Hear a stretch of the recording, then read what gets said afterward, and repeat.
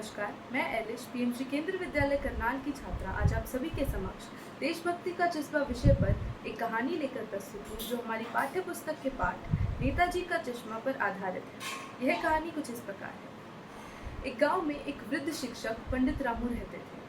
किसी कारणवश उनकी एक टांग लग्रास्त हो गई थी, जिसकी वजह से उनके चलने फिरने की क्षमता काफी सीमित हो गई थी। हालांकि उनकी इन शारीरिक समस्याओं ने कभी उनके आत्मा की दृढ़ता को कमजोर नहीं किया था। उनके दिल में देश के प्रति गहरा प्रेम था और वह ये चाहते थे कि वह इस प्रेम को किसी योगदान के स्वरूप में व्यक्त करें। पंडित रामू उसी गांव के एक विद्यालय में शिक्षक थे। उन्होंने पूरी जिंदगी बच्चों को पढ़ाया। उन्होंने कभी अपने शारीरिक समस्याओं को अपनी जिम्मेदारियों के बीच में नहीं आने दिया।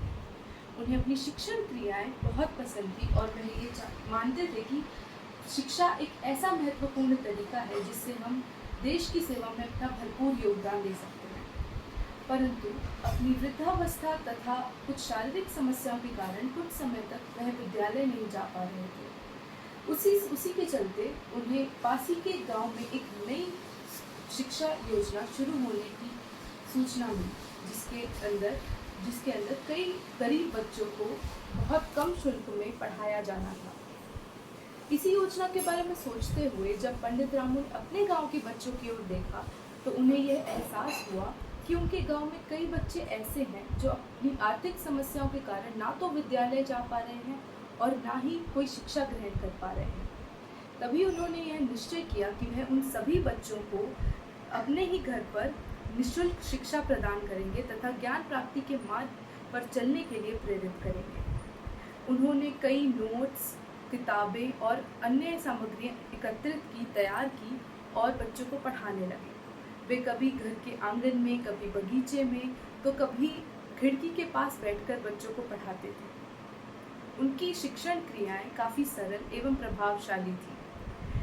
गांव के लोग उनकी इस निस्वार्थ सेवा से बहुत प्रभावित थे।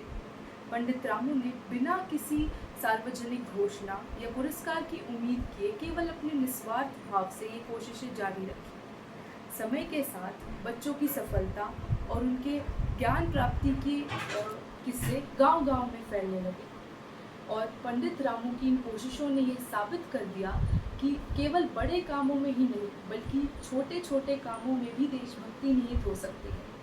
उनके देश के प्रति समर्पण और प्रेम भाव ने उन्हें आदर्श नागरिक बना दिया और इन्हीं भावों ने एक देशभक्ति की एक नई मिसाल कायम की।